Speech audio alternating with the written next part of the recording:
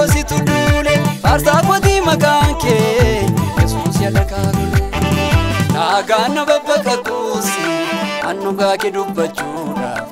Yesi konan challisu Aka kef jechan qaba sababi jalala keti an yom jechan nabu Yesus alkesan fudu serratake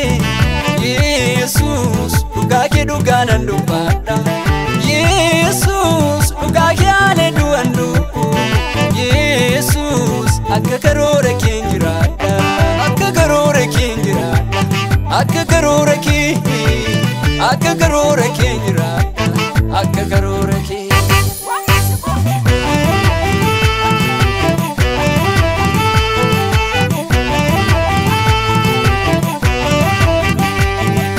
Situ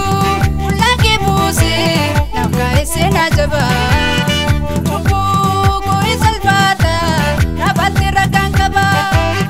Lapin ko sirabama olma ke danusana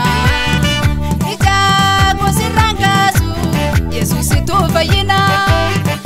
sabunjeda sabujalalaki sabunjeda sabuararaki sabunjeda sabuyanaki sabunjeda sabujalalaki sabunjeda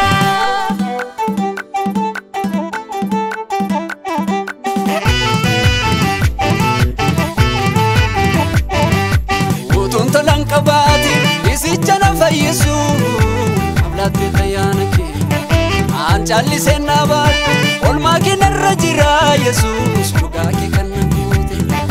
ammas nafarfachisa labbe konna chisetu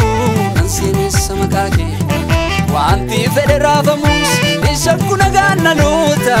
makake no fayyise Kristos magamasatu fayyise Kristos magamasatu Magamasatu fayyise Kristos magamasatu Karamazam bayinar gade Karamazam bayinar gade Safurarasa Karamazam bayinar gade Karamazam bayinar gade Safurarasa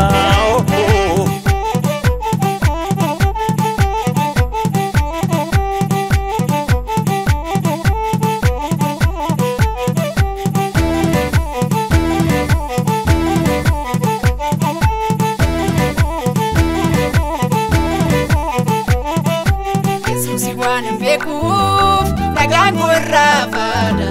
nalani kona teku utuluni kwegamu mulata na dabasarke isawa kayobo alota ko garara olboye siwa kesa Yesus makanjula famu anagango kutuda ichiti milko magoti Yesus kan farfamu kana malakasi Yesus kan farfamu kana malakasi Yesus kan jajamu Yesus kan farfamu Yesus kan jajamu Yesus kan farfamu Yesus kan jajamu kana malakasi Yesus kan farfamu kana malakasi Yesus kan jajamu Yesus kan farfamu Yesus kan jajamu Yesus kan farfamu Yesus kan jajamu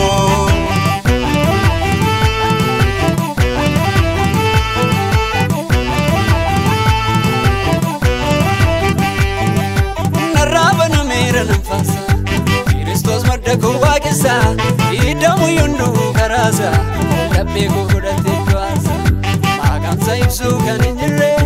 olane gamullatu mango najata foli gurgese Yesus simbo